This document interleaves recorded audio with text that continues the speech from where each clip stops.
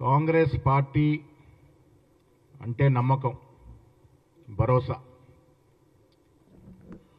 మాట ఇస్తే కాంగ్రెస్ నాయకులు మాట తప్పరు.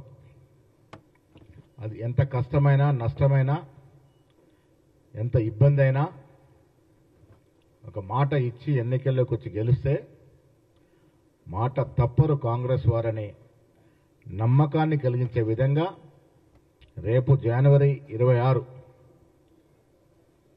కాన్స్టిట్యూషన్ రాజ్యాంగాన్ని ఏర్పరచుకొని 75 సంవత్సరాలు పూర్తి చేసుకున్న సందర్భంలో అతి పేదవాడికి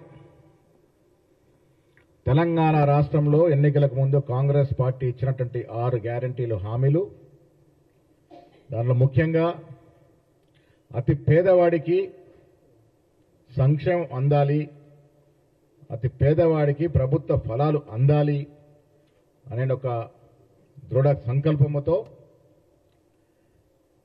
రేపు 26 జనవరి రోజున రాష్ట్ర వ్యాప్తంగా ముఖ్యమంత్రి గారు కొడంగల్లో, డిప్యూటీ ముఖ్యమంత్రి గారు, మంత్రులు, ఎమ్మెల్యేలు, ఎంపీలతో సహా నేను కూడా ఏదో ఒక నియోజకవర్గంలో ఈ 4 బృహత్తరమైనటువంటి కార్యక్రమాలు, స్కీములు ప్రారంభిస్తా ఉన్నాం.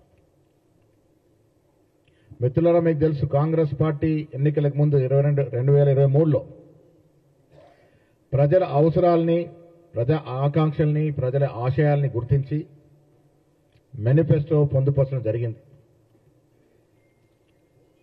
నా రాజకీయ జీవిత 40 సంవత్సరాల్లో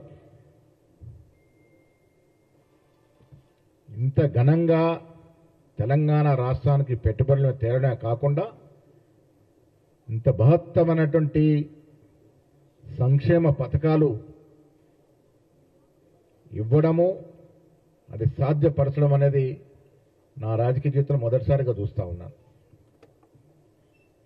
12 మాసాలైంది అధికారంలోకి వచ్చి. టీఆర్ఎస్ పార్టీ 10 ఏళ్లలో చేయలేనటువంటి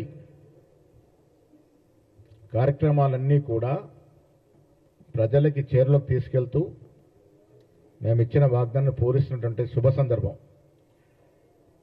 ప్రమాణ స్వీకారం చేసిన రోజునే సమాజంలో సగభాగమైనటువంటి మహిళలకి ఉచిత బస్సు ఇవ్వడం, ఆరోగ్య బీమా 10 లక్షలు పెంచడం,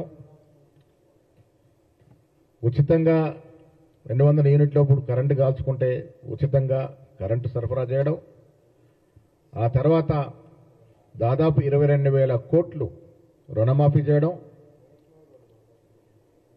పేద రైతు ఎవరైతే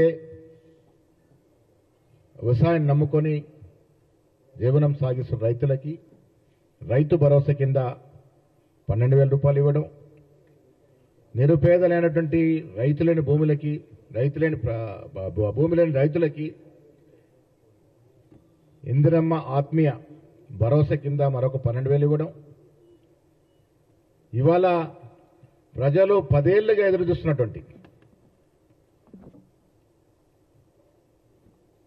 ఇందిరమ్మ ఇళ్ల పథకం, రేషన్ కార్డులు,